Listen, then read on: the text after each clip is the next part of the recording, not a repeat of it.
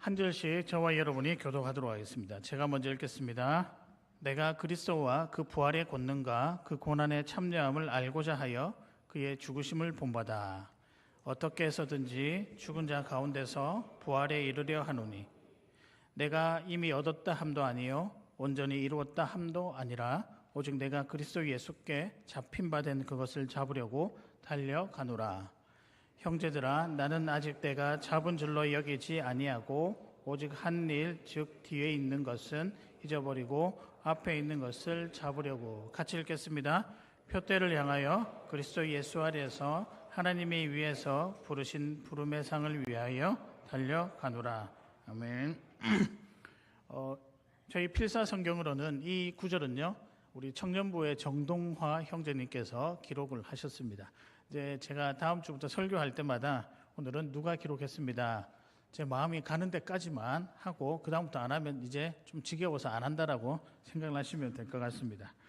오늘의 말씀은 창원 성도의 상, 표대를 향하여입니다. 오늘 말씀 좀 깁니다. 괜찮겠죠? 예, 별로 좋아하지 않으시네요. 오늘은 여러분 필기하실 필요 없습니다. 요겁니다. 요거 주보 간지에 있는 요 종이입니다. 요 종이를 가지고 우리가 기억하고 기도하고 이제 앞으로 기대를 해야 되는데 목표를 우리가 한번 세워보자. 우리 교회는 이런 성도가 되었으면 좋겠습니다라는 그 마음을 담은 창원 성도의 상입니다. 요건 집에 가셔가지고 여러분께서 개인적으로 액자를 만드셔도 되고 어디 붙여놓으셔도 되고, 만약에 종이를 잊어버렸다 걱정하지 마시길 바랍니다. 교회 홈페이지에도 다운받을 수 있도록 해놓았고요. 혹시나 교육자들에게 주시면 또 이쁘게 프린트해 줄 겁니다. 그래서 저는 오늘 집에 가서 여기에 걸어놓고 늘 볼 겁니다. 이걸 보면서 다름 아니라 우리 창원교회 성도는 이렇게 살아야겠다, 삶의 목표로 삼으시는 저와 여러분 되시기를 바랍니다. 지난주에는 우리가 기도였고 그 지난주에는 뭐였을까요? 기억이었죠. 이제는 기대해야 됩니다. 즉 과거와 현재를 보내고 난 다음에 앞으로 기대가 없으면 과거와 현재 그것도 아무런 의미가 아니겠죠. 각자마다 여러분 개인을 향한, 또 여러분 가정을 향한, 또 여러분이 속한 공동체를 향한 기대가 다 있습니다. 저도 창원교회를 향한 기대가 있습니다. 그 기대에 맞게 계획도 세우고 또 사역도 준비하고 여러 가지 프로그램을 준비하면서 기대를 하나씩 만들어 가는 것. 특별히 우리 교회 같은 경우는 저기 나와 있죠. 사람을 소중히 여기고 공동체를 품는 교회와 성도들이라고 하는 기대치가 있습니다. 이를 위해서 모든 사역을 할 때 하나님의 뜻에 잘 맞는지 기도하고 준비하는 것, 이것을 무엇이라고 부르냐면 이걸 바로 목회라고 부릅니다. 목회는 다른 게 아니라 저만 하는 게 아니고 저와 여러분이 하나님의 뜻에 맞게 그것을 위해서 준비하고 기도하고 애쓰고 함께 마음을 모으는 것이 목회라고 생각을 합니다. 여튼 이런 기대감이 우리 가운데 많을 때 여튼 우리가 해야 할 일도 생각나고 또 우리가 이루어 가야 할 목표도 생각이 난다고 합니다. 그래서 오늘은요, 이게 기대가 다름 아니라 그냥 우리의 기대를 이렇게 쭉 나열해 놓은 것 같지만 사실은 기대가 아니라 성도의 의무이기도 하고 반응이기도 합니다. 어떤 반응일까요? 주께서 날 구원해 주셨으니 구원받은 자가 이렇게 살아야 되겠구나라고 하는 반응이라고 할 수 있겠습니다. 여러분, 우리가 살아가는 모든 행위들, 성도가 살아가는 모든 행위는요, 기억이든 기도든 기대든 다 예수 그리스도로부터 받은 구원으로부터 시작이 됩니다. 여러분이 살아가는 숨을 쉬거나 누구를 만나고 밥을 먹는 모든 행위가 어디서부터 시작한다고요? 예수님께로부터 받은 구원으로부터 시작이 한다. 그런 의미에서 오늘 창원 성도의 상은 특별히 창원교회 성도들에게 주신 구원받은 창원 성도들이 해야 할, 또 표현해야 할 기대이자 반응이라고 생각을 하시면 됩니다. 그러니까 반응해야죠. 하나님께서 나를 구원해 주셨으니 창원교회 성도로서 나는 뭐 해야 된다고요? 반응을 해야죠. 그러니까 여러분, 이건 단순하게 이런 목표가 있구나 여기서 끝이 아니라 삶에서 우려내야 되고 삶에서 표현해야 되고 삶을 실천해야 한다는 사실입니다. 이 풍성한 반응, 이 여러 가지 것들을 정리한 것이 무엇이냐? 창원 성도의 상이라는 거죠. 제가 정말 고민을 많이 했었습니다. 여기 이 교회 오서 1년 지나고 난 이후부터 창원 성도회상을 뭐로 할까 거의 한 1년 반이 걸린 것 같아요. 이런 세 가지 원칙이 있었는데 쉬우면서도 고민하게 만들고, 그리고 하나씩 해나갈 때 결과가 눈에 보여야 하고, 세 번째로는 간결하면서도 마음에 들어오는 문구와 목표는 어디가 있을까? 제가 너무 욕심 부렸나요? 오늘은 무슨 일이 있으시 또 반응이 좀 쌩하시네요. 한 2주 만에 만났다고. 예. 정말 고민을 많이 해서 어떻게 하면 여러분 삶 속에서 할 수 있을까? 실천해 나갈 수 있을까? 제가 그러면서 지난 3년 동안의 설교를 다 읽어봤습니다. 다시 읽어보니까 약간 부끄럽기도 하고 하면서 내용들을 추렸는데 총 추리고 나니까 7가지가 나왔습니다. 근데 7가지 중에 나머지 하나는 제가 이거는 마음에 걸리는 거예요. 불편한 거예요. 그래서 하나를 빼고 이렇게 6가지로 정했습니다.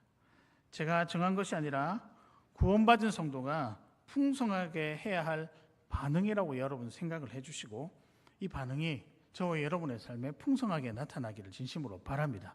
그래서 교회 생활이, 신앙 생활이, 믿음 생활이 즐거움으로 가득한 저와 여러분의 삶이 되기를 주님의 이름으로 축복합니다.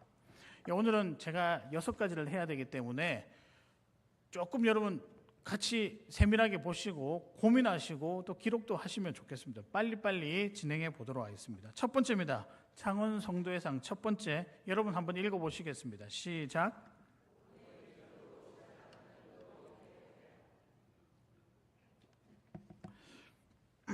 사랑하는 성도 여러분, 구원받은 자가 주님과 만나는 예배 시간을 굉장히 귀히 여기는 것은 당연한 거죠. 맞습니다. 구원받은 성도는요, 무엇을 좋아하냐? 예배하기를 좋아한다는 거죠. 근데 그 예배가 어떤 예배가 되기를 원하냐?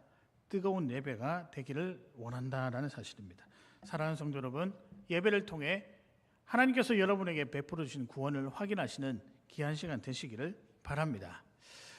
창원 성도회상을 준비하면서 기준을 세웠는데요. 어떤 기준이냐면 교회의 5가지 지표라는 기준을 제가 참고를 했었습니다. 저희가 이제 대학원 신대원 들어가게 되면 이제 기독교 교육학을 공부하거나 또 여러 가지 공부를 하다가 교회론을 공부하다 보면 교회 5가지 지표에 대해서 설명을 합니다. 이건 순서가 중요한데요. 5가지는 첫 번째가 무엇이냐? 예배입니다. 예배. 교회, 또 이것은 건강한 교회를 어떻게 판단하느냐라고 할 때 교회 5가지 지표, 첫 번째는 예배입니다. 두 번째는 교제죠. 교제. 소위 말하는 우리 목장이라고 할 수 있겠죠. 세 번째는 훈련입니다. 네 번째는 섬김 또는 봉사. 그리고 5번째 마지막은 전도 또는 선교입니다. 근데 그 관점에서 볼 때 제일 먼저 앞 순서가 무엇이라고요? 예배라는 거죠. 그런 의미에서 성도에게 있어서 예배는 가장 중요하자 가장 첫걸음이라고 할 수 있겠습니다. 여러분 맞잖아요. 우리 신앙생활의 첫걸음이 어디서부터 시작됩니까? 예배로부터 시작되죠. 구원받은 자가 구원을 허락해 주신 하나님께 보이는 당연하고도 즐거운 반응이 무엇이다? 예배라는 거죠. 그래서 저는 예배가 뜨거워야 된다고 생각하고 있고 즐거워야 된다고 생각하고 역동적이어야 된다고 생각합니다. 말씀을 전하는 자도 마찬가지지만 예배에 임하는 자도 함께 이 예배를 진중한 마음으로 듣고 준비하면서 나와야 된다는 거죠. 왜냐하면 예배는 삶을 살아가는 힘이기 때문이거든요. 예배 가운데 하나님의 생명의 말씀이 전해지기 때문에 예배 가운데 있다는 것은 내 삶의 공급원을 주님께로부터 얻고 살아가는 아주 귀한 장이라는 것이죠. 여러분 그런 의미에서 볼 때 예배는 하나님께서 여러분에게 힘을 주시는 통로요, 은혜를 주시는 통로요, 하나님의 뜻을 전달하는 귀한 통로라고 할 수 있습니다. 참 놀랍지 않습니까? 주님을 향한 반응이었는데 반응하라고 했는데 거기에 순서를 담고 의미를 담으니 그것이 예배가 되었고 하나님이 기뻐하시는 시간이 되었다. 그리고 예배가 중요한 이유는 구약과 신약에서도 여러분 잘 아시죠? 하나님의 뜻을 전달하는 도구이기도 하고 또는 복선이라고도 하죠. 우리가 소설에 보면 복선, 의미를 담고 있는 복선이라고도 하죠. 여러분 가인과 아벨의 제사를 통해서 예배는 무엇이다? 하나님이 원하시는 예배, 또 예배의 성공이 삶의 성공이다라는 메시지를 우리에게 전달하잖아요. 그러니까 예배를 통해서 하나님께서 우리에게 성도들에게 메시지를 부어주신다니까. 이렇게 사는 것이 맞다. 저렇게 사는 것이 맞다. 여러분, 다윗은 어떻습니까? 다윗의 예배를 보면 평소에 우리가 어떻게 살아야 되는지, 저는 제 개인적으로 생각할 때 다윗이 우리에게 예배를 통해 부어주시는 메시지는 삶의 우선순위가 무엇이냐. 항상 그는 묵상부터 시작했고 늘 하나님과 함께하는 그 하나님의 생각을 읽어내려고 하는 시간을 먼저 가졌잖아요. 그런 의미에서 볼 때 우선순위가 무엇이냐. 성도의 우선순위는 예배다라는 것을 다윗을 통해 보여준다고 생각합니다. 아브라함은요, 예배가 헌신이라는 거죠. 예배는 그냥 헌신이 아니라 정말 귀한 목숨 바쳐서 해야 되는 헌신이라는 것을 아브라함 그리고 아들 이삭을 바치는 장면, 거기서 예배하는 그 장면을 통해서 보여주는 거죠. 그러면서 구원받은 성도가 어떻게 예배해야 하는지를 보여주는 것이 아브라함의 예라고 할 수 있겠습니다. 그런 의미로 볼 때 쭉 살펴보면 예배는요, 구원입니다. 구원받은 성도가 자기의 구원을 확인하며 생명의 말씀을 통해 구원받는 자들, 또 구원을 받기를 원하는 자들이 모여서 구원을 확인하는 자리가 예배다라고 하면 예배는 곧 무엇이다? 구원이다라고 할 수 있는 거죠. 근데 이 예배에 준비가 필요합니다. 여러분, 제가 좀 빠릅니까? 좀 빠른 것 같아요. 그렇죠? 여러분이 좀 멍하게 계시는 것 같은데, 여러분, 이 예배에 준비가 필요합니다. 어떤 준비가 필요할까요? 5분의 준비가 필요하다는 거죠. 목사님, 5분의 준비가 뭘까요? 우리가 예전에 그런 영상도 봤잖아요. 5분 일찍 오시는 거예요. 5분 일찍 와서 오늘 우리가 들을 말씀의 본문이 무엇인가 한번 읽어보고 짧게나마 기도하고 준비하는 이 5분의 기적이 여러분의 인생을 바꿀 것이라고 저는 확신합니다. 이것이 창원교회 성도님이라면 시간 맞춰 올 때도 있죠. 또 간혹 가다가 열심히 준비해 왔는데 그럴 때가 있죠. 차도 밀리기도 하고. 그러나 마음으로는 항상 5분 일찍 나와서 오늘 말씀을 한번 묵상해 보고, 그리고 그 말씀을 위해 기도할 때 그 말씀해 주시는 그 은혜가 처음에 여기였다면 그 5분의 어떤 준비를 통해 이만큼 우리에게 다가올 줄로 믿습니다. 믿으십니까? 사랑하는 성도 여러분, 창원교회 성도는요, 5분의 기적으로 시작하는 뜨거운 예배자들이라고 믿습니다. 그렇게 살아가시는 저와 여러분 되시기를 주님의 이름으로 축복합니다. 두 번째입니다. 두 번째는요, 한번 읽어보시겠습니다. 시작. 창원 플래싱 하는 성도. 창원 플래싱이 뭐냐? 저기에 나와 있긴 한데, 플래싱은 영어로 플리저와 블레싱의 합성어입니다. 예, 만들었습니다.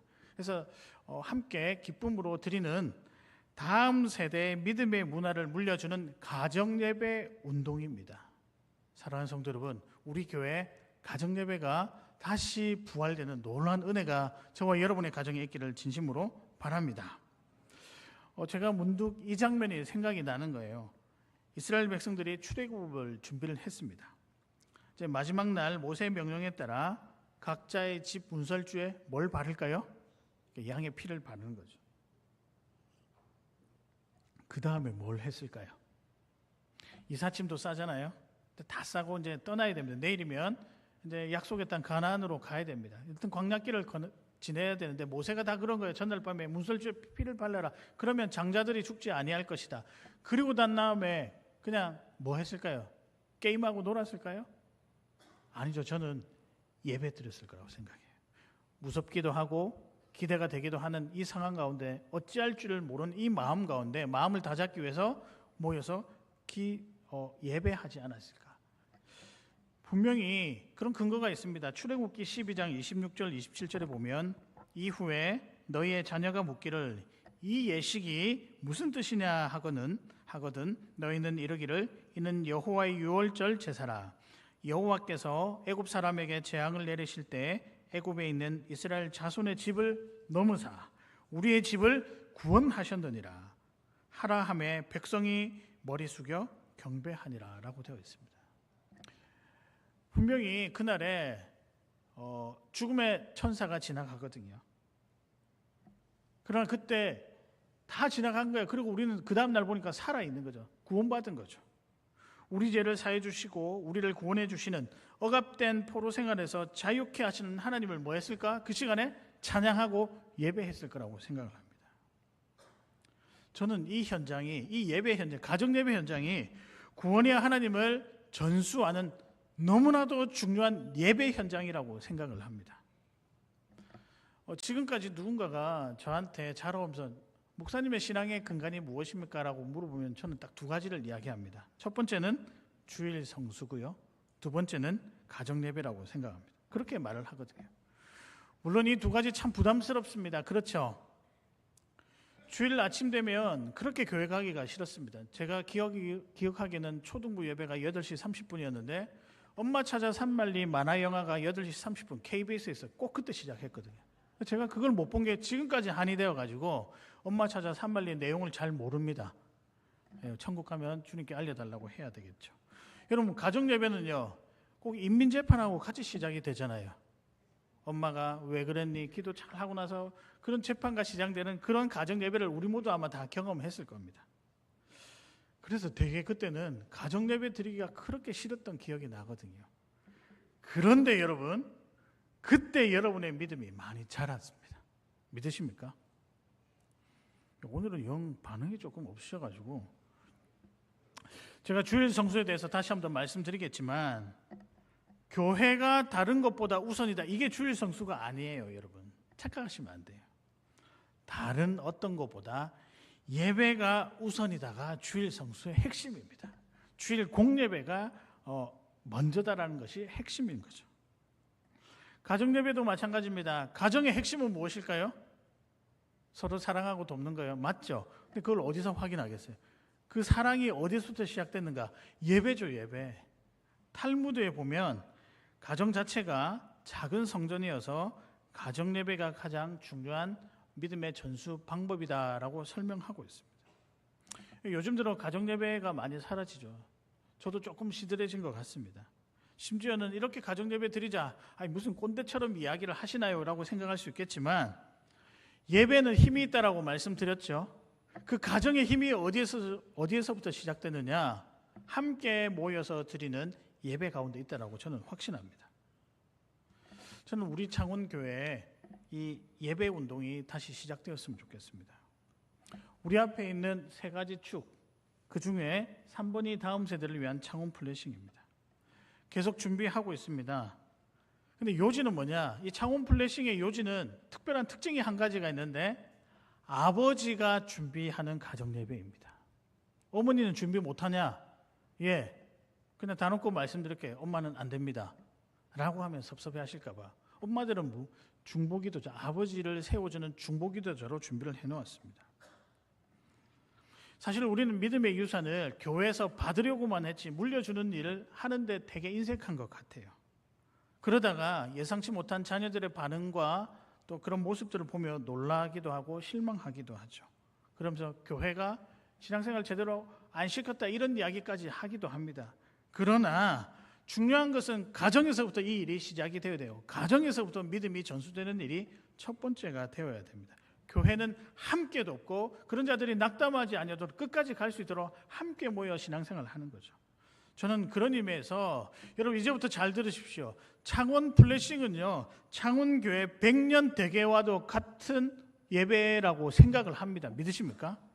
그렇기 때문에 여러분 이거 그냥 종이 쪼가리에 불과한 것이 아니라 새겨 듣고 여러분이 꼭 삶 속에서 습관처럼 해내야 되는 삶의 방식입니다. 우리 교회는 창원교회 성도님들은 다 창원 플래싱 하는 가정이 모였다. 이게 표가 나야 된다고요. 목사님, 저는 이제 나이가 들어서 가정 예배할 사람도 없고 그런 거 없는데 그런 이야기 좀 하지 마세요.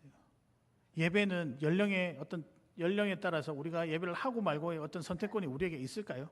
아니요. 두 분이서도 하셔도 됩니다. 나이가 있으셔도 두 분이서도 예배하셔도 되고요. 손자들이 오면 손자들과 함께 하시면 되고 함께 예배할 수 있는 그것들을 통해서 믿음의 유산을 물려줘야 된다는 거죠. 마음의 준비를 하고 계시길 바랍니다. 당장 하느냐? 그렇지는 않습니다. 그럼 언제 하느냐? 제가 다놓고 말씀드리지만 올해는 하지 않습니다. 제가 뭔가를 즉흥적으로 하는 스타일이 아니라서 올해는 계획이 없고 내년이 될지 후내년이 될지 잘 모르겠습니다. 준비는 작년부터 해왔는데 하나님이 그때마다 인도하시는 마음이 있으리라고 생각을 합니다. 사랑하는 성도 여러분, 창원 플래싱이 창원교회 성도들이 자녀들에게 믿음을 물려주는 자연스러운 일이 되기를 주님의 이름으로 축복합니다. 그것을 통해서 우리 믿음의 세대에 믿음을 잘 물려주는 귀한 성도님들 되시기를 주님의 이름으로 축복합니다. 아멘. 세 번째입니다. 세 번째 한번 읽어보시겠습니다. 시작. 매주 한 명의 주변 사람들의 안부를 묻고 기도하는 사람. 사람을 소중히 여기고 공동체를 품는 목회 철학의 핵심은요, 사람에 대한 관심과 사랑이라고 할 수 있습니다. 영혼에 대한 사랑이고 이는 우리를 구원하시는 하나님의 마음이라고 생각합니다. 이것이 창원 성도의 상의 중요한 부분이죠. 사랑하는 성도 여러분, 사람을 사랑하시는 귀한 여러분 되시기를 바랍니다. 그러기 위해서는요, 오늘 교회당 예배문을 딱 나가시자마자 이번 일주일 동안 여러분이 해야 할 일은 매주 한 명의 주변 사람들의 안부를 묻고 기도하는 것입니다. 어렵지 않죠? 제가 다 검사할 거예요. 제가 예배당 문에 딱 나가자마자 전화기부터 들고, 아니면 시장 통해서도 저를 만날 때마다 전화기를 들고, 어느 집사님, 어느 권사님, 장로님 잘 지내신가요? 혹시 어디 아프신 데는 없으신가요? 제가 기도하겠습니다. 이런 사람이 어떤 사람이죠? 창원 성도라는 거예요.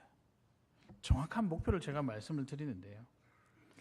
여러분의 핸드폰 통화 대부분은 누구시죠? 우리 교회 식구들이잖아요. 저도 보면 목사님, 장로님, 저희 집사람, 그다음에 저희 딸 이렇습니다. 대부분은 교회 식구들이 많거든요. 우리가 학교 다닐 적에는 그 친구들 평생 갈 것 같잖아요. 고등학교 때 친구들, 중학교 때 친구들. 근데 어떻습니까? 사회생활 하면서 또 결혼생활 하면서 그 친구들보다는 그래도 가장 위로가 되고 가장 근거리에서 우리의 마음을 나눌 수 있는 사람은 누구일까요? 교회 친구들이라는 거죠. 식구들이라는 거죠. 제가 공직생활을 잘 마무리하신 한 장로님께서 제게 이렇게 말씀하셨거든요. 목사님, 처음에는 직장 동료들과 함께 평생 서로 챙기고 할 것 같죠? 퇴직하는 순간 남은 것은 교회 식구들 뿐입니다 라고 말씀하시는 것을 제가 들었습니다. 사실 와닿지 않았거든요. 제가 그런 공직생활을 해본 것도 아니고, 근데 저희 아버지도 공직생활을 하셨고 또 주변 분들을 보니 정말 그렇더라고요. 남는 사람은 누구만 남는다? 교회 친구들만 남는다. 그래서 제가 청소년 사역을 할 때 친구들이 어떤 사람과 친구가 되어야 하는가라고 질문했었을 때 답을 이렇게 했었습니다. 너를 위해 간절히 기도해 줄 수 있는 사람. 여러분 주변에 여러분을 위해서 간절히 기도해 줄 수 있는 사람이 몇 분 계십니까? 제 개인적으로 한 3분 있으면 성공한 인생인 것 같아요. 자, 왜 3분이라고 했냐? 한 분밖에 없으시면 나머지 2분을 지금부터 하라? 만들면 되는 거죠. 출애굽 전날 6월절 온 가족이 그 밤을 보냈습니다. 다음 날 죽음의 천사가 지나가고 난 다음에 사람들이 만나면서 뭐라고 인사한 줄 아십니까?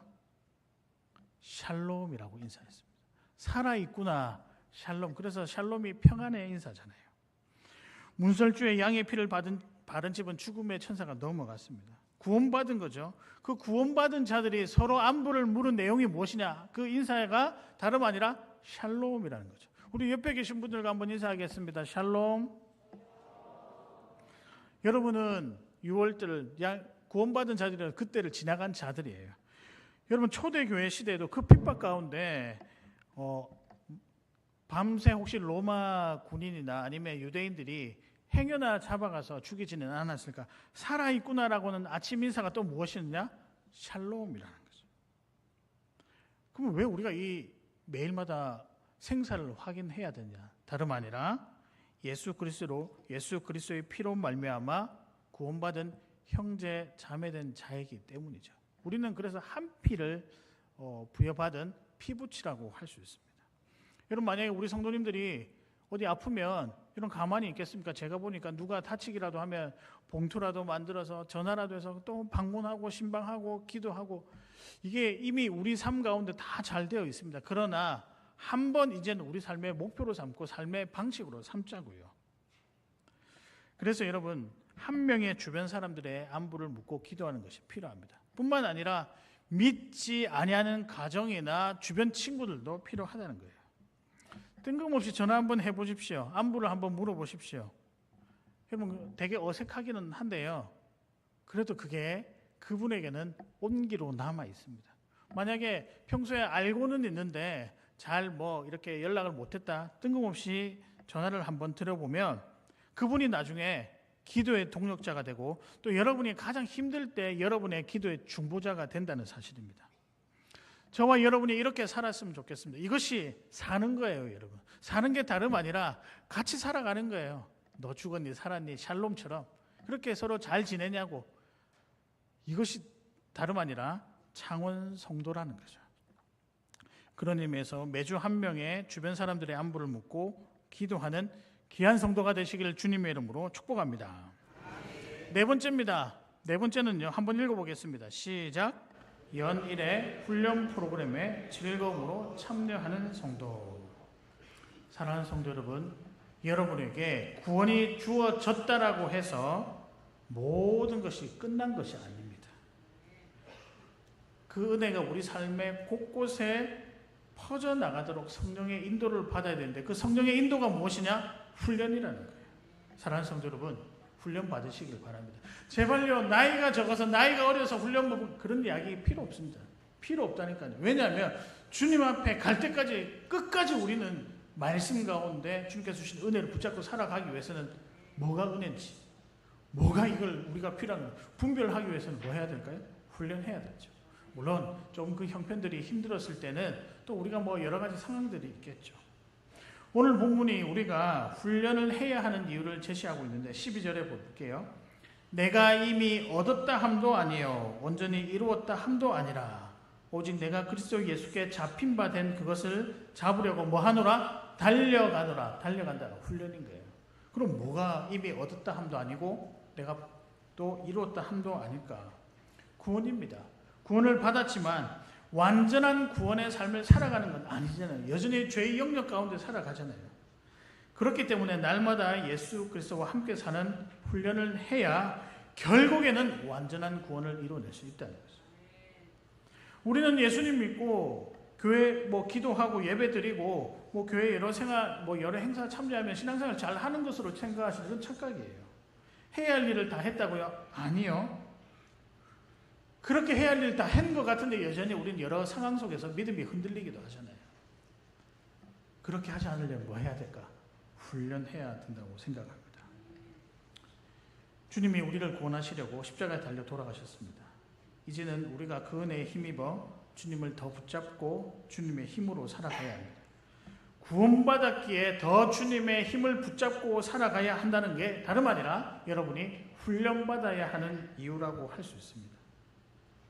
여러분, 고만고만한 신앙으로 살아가시겠습니까? 그럼 하나님이 원하시는 모습이 아니라는 거죠. 라오디게아 교인들에게 차지도 않고 덮지도 않고 제가 설교했는데 이건 찬 게 아니라 이건 쓸모없는 신앙이에요. 결국에는 바닷물과 민물이 만나서 그 물을 어떻게 우리가 먹고 마실 수 있을까요? 그만큼 믿음은 중간이 없다는 거예요. 고만고만한 신앙, 하나님이 원하시는 신앙이 아니다. 이런 그런 의미가 있기에 여러분 훈련 많이 받으시기를 바랍니다. 그 훈련을 통해 내 믿음의 수준이 어느 정도인지, 지금 내가 죄와 더불어 살아가고 있는지, 은혜를 붙잡고 살아가고 있는지 척도라는 거예요. 그래서 여러분, 특별히 우리 젊은 청년들 여러분, 훈련 많이 받으시길 바랍니다. 지금 하지 않으면 나이 들어서 할 수 없는 때가 분명히 있어요. 그때 주신 은혜가 있습니다. 여러분, 교회의 여러 가지 갈등은요, 어떤 이유 때문에 일어나냐면 훈련받지 않은 성도가 마치 훈련받은 것처럼 행동할 때 교회에 여러 가지 문제가 생기는 거예요. 행여나 나로 인해서 문제가 생겨나지 않기 위해서는 좀 극단적인 표현이긴 하지만 훈련받고 하나님과 함께 살아가는 그 법을 배워야 됩니다. 그렇게 살아가시는 저와 여러분 되시기를 주님의 이름으로 축복합니다. 제가 마음이 급해요 지금. 식사도 하셔야 되고 하니까. 5번째입니다. 한번 읽어보겠습니다. 시작.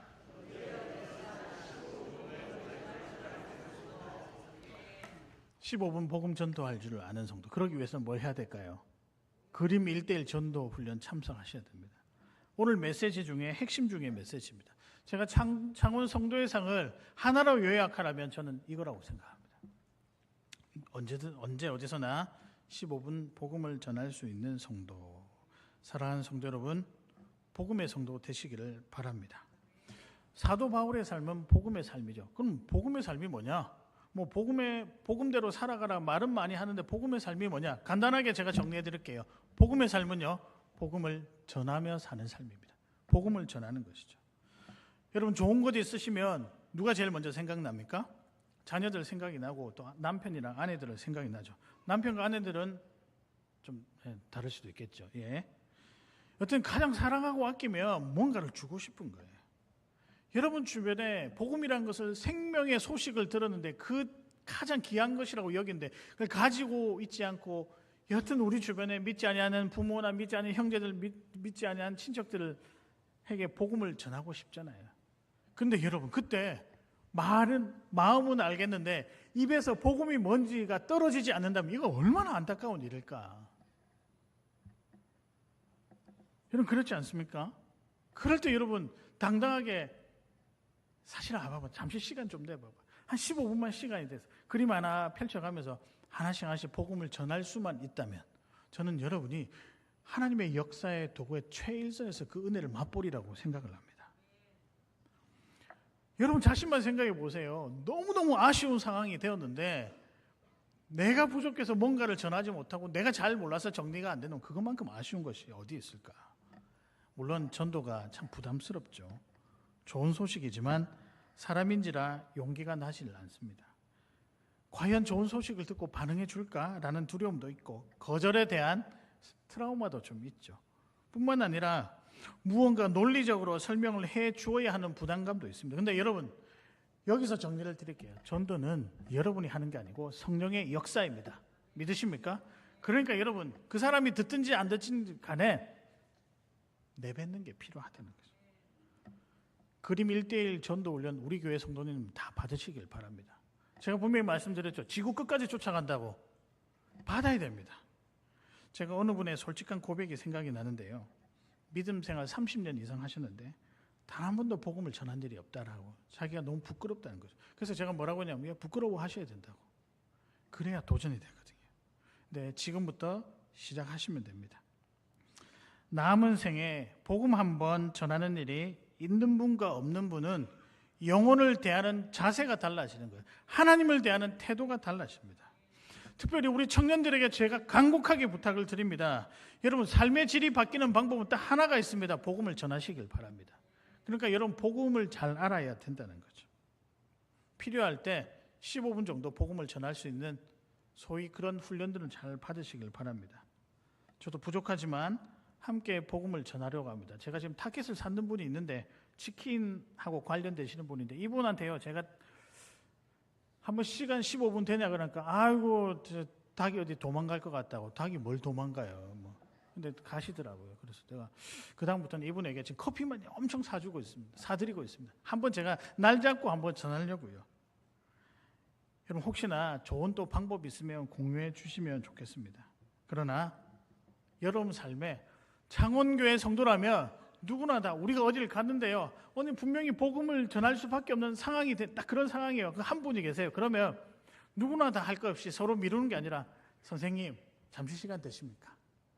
복음을 제가 전달해 드릴 때 한번 들어보시겠습니다. 그렇게 당당하게 복음 전할 줄 아는 복음의 성도 되시기를 주님의 이름으로 축복합니다. 마지막입니다. 이제 마지막까지 달려왔습니다. 마지막 다 같이 한번 읽어보겠습니다. 시작. 주님께서 주신 것을 기꺼이 드리고 하나님의 일하심을 기대하는 사람. 특히 가진 것을 주님께 기꺼이 드리는 것은 은혜입니다. 주님께 기꺼이 드림으로 즐거워하시는 저와 여러분 되시기를 바랍니다. 사실 마지막 메시지는 고민을 많이 했습니다. 가진 것을 기꺼이 드리는 성도라고 하면 제일 먼저 물질이 생각이 나는데 솔직히 그 부분도 맞습니다. 11조와 감사헌금, 이것을 우리가 해야 하느냐 그렇지 않느냐 합리적인 방법으로 봐야 하느냐, 이건 선택의 문제가 아니에요. 삶의 방식으로 우리에게 주신 명령입니다. 물론 이제 젊은 분들은, 저도 젊잖아요, 이런 것에 대해서 고민 안 해봤겠습니까? 근데 제가 말씀을 보면 볼수록 제 삶에 하나님의 은혜가 만져지면 만져질수록 물질에 관해서 헌신하는 것이 우리에게 주시는 도전이 참 크다라는 생각을 많이 했습니다. 그런 의미에서 여러분 11조와 감사헌금은 삶의 방식으로 생각하시기 바랍니다. 선택의 문제가 아니라 삶의 방식입니다. 그렇기 때문에 기꺼이 또 즐겁게 드리는 마음이 맞습니다. 제게는 그런 확신이 있는데요. 이런 물질의 헌신을 하고 나면 우리 주님께서 기억하시고 더 풍성하게 주신다는 확신이 있습니다. 믿으십니까? 제가 많이 봤거든요. 정말 헌신하니까 하나님께서 채워주시는 것을 많이 봤습니다. 그렇다라고 물질만 기꺼이 들어야 되느냐? 그거와 동일하게 시간과 열정도 주님께 드리는 것 참 중요하다고 생각을 합니다. 창원교회 성도로 살면서 교회 학교 교사는 한번 해야 되지 않겠습니까?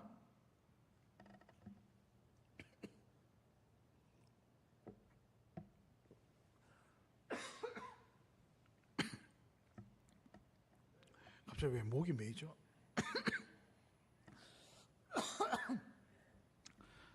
새가족 부원으로 한번 섬겨야 되지 않겠습니까? 감동받아서 그런 게 아니라 지금 뭐가 걸려서 그렇습니다.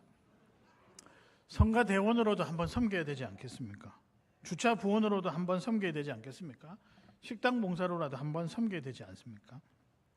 드러나지 않는 곳곳에 섬기는 것이 필요하다.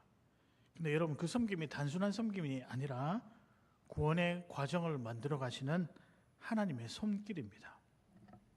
그 섬김 가운데 하나님께서 여러분에게 주시는 메시지가 있다는 거죠. 그리고 그 메시지가 여러분의 삶의 힘이고 여러분의 삶을 온전히 지배하는 하나님의 손길이자 도우심이고 인도하심이라고 믿습니다. 그래서 여러분, 헌신은요 매우 중요하다고 할 수 있겠습니다. 사랑하는 성도 여러분, 여러분의 삶의 모든 것은 주님께서 주신 것입니다. 믿으십니까? 기꺼이 드리시고 드린 것을 통해 하나님이 일하심을 여러분 많이 보시길 바랍니다. 제가 선교 현장을 많이 다녀오면서 그런 거 너무 많이 봤어요. 마음속에 갈등이 있죠. 물질을 드린다는 거. 근데 그래도 주님께 드렸더니 그걸 통해 역사하시고 만들어가신 그 하나님의 일하심을 제가 너무 많이 봤습니다. 그래서 제가 확신하게 되었습니다. 물질이 내 삶에 중요한 것이 아니라 드릴 때 내 삶에 중요한 것이구나. 저는 확신합니다. 사랑하는 성도 여러분, 온전히 기꺼이 드리시는 저와 여러분 되시기를 주님의 이름으로 축복합니다. 말씀을 정리하겠습니다. 오늘의 말씀은 창원 성도의 상입니다. 첫 번째는 5분의 기적으로 시작하는 뜨거운 예배자. 두 번째는요, 다음 세대를 위해 창원 플래싱하는 성도. 세 번째는 매주 한 명의 주변 사람의 안부를 묻고 기도하는 성도. 네 번째는 연일의 훈련 프로그램에 즐거움으로 참여하는 성도. 다섯째는 언제 어디서나 15분 복음을 전할 줄 아는 성도. 마지막, 주님께 가진 것을 기꺼이 드리고 하나님의 일하심을 기대하는 성도입니다. 굳이 이런 거 해야 되나? 해야 됩니다. 오늘 말씀 보실까요? 14절에 표대를 향하여라고 되어 있습니다. 표대를 향하여 달려가야 할 이유를 10절부터 설명하고 있는데요. 10절에 보면 그리스도와 그 부활의 권능과 그 고난의 참여함을 알고자 하기 위해서는 달려가야 된다는 거죠. 창원 성도의 상, 그 삶을 이루어내야 된다는 거죠. 10절에 보면 또 우리의 삶이 다름 아니라 그분의 죽으심을 본받아. 11절에 죽고 난 이후에 부활하심의 은혜를 경험하기 위해서는 이렇게 살아가야 한다는 거죠. 특별히 12절에 보면 이미 얻었다 함도 아니요 온전히 이루었다 함도 아니라. 그러니까 여러분 구원받았다라고 자만하지 마세요. 자신하지 마세요. 왜냐하면 두려운 마음으로 끝까지 주의 구원을 위해서 주님께서 원하시는 삶의 방식을 이루어내야 된다는 거죠. 여러분, 그래야 죄인으로 끝나는 삶이 아니라 의인되는 삶, 그냥 살아면서 하나님의 자녀, 하나님의 성도가 되는 겁니다. 사랑하는 성도 여러분, 목회자의 한 심정으로 간절하게 여러분에게 간구드립니다. 그냥 만든 게 아니고 기도하면서 눈물로, 저도 눈물 흘릴 때가 있었고, 우리 성도들에게 정말 행복한 길이 무엇이냐, 제 삶을 짜는 마음으로 고민했었습니다. 우리 교회 성도님들을 바라보면서 다름 아니라 정말 이런 성도가 되었으면 좋겠다. 그래서 하나님 앞에 떳떳하게 섰었을 때, 하나님 저 이렇게 살다 왔어요, 하나님께 칭찬받는 성도가 되었으면 좋겠습니다. 오늘 창원교회 130년의 역사에 창원 성도에서 아마 이게 처음 나왔을 거라고 생각합니다. 이게 여러분의 역사가 되시길 바랍니다. 여러분의 인생이 되시길 바랍니다. 여러분의 삶의 방식이 되시기를 주님의 이름으로 축복합니다. 우리 우리 함께 그 마음으로 나는 주를 섬기는 것에 후회가 없습니다.